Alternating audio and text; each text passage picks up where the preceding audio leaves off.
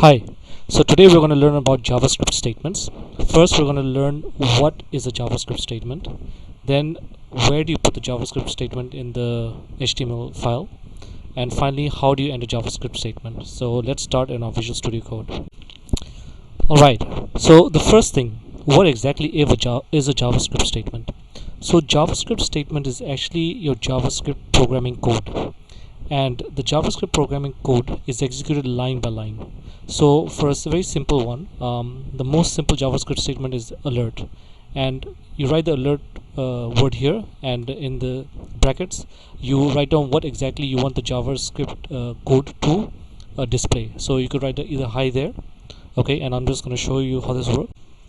Now if you take a look, so we've written our first JavaScript statement, which is alert hi there. Okay, now if I click refresh on the JavaScript on the main HTML file, so you see over here the page says hi there. Okay, and like I mentioned, JavaScript statements are read line by line. So if I were to type another JavaScript statement, which is yo what's up,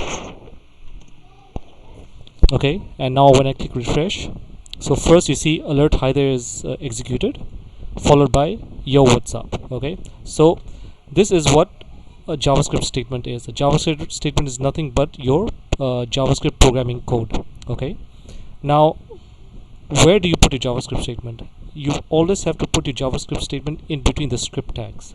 Now as long as your script tags, you could have the script tags within the HTML file itself, or you could basically have an external JavaScript, okay, which I had explained in my previous video. Final thing that I wanted to mention is that each JavaScript statement, you should typically, as best practice, end with a semicolon. Now if you noticed, right, in both my examples over here, I did not have a semicolon, and yet the JavaScript was able to execute the code. So typically JavaScript is smart enough to notice that even if you haven't put the semicolon, it knows that what the code is supposed to do. However, as a best practice, it's still advisable to put a semicolon. So let me just refresh again. So again you see hi there and yo what's up. Yeah, thank you.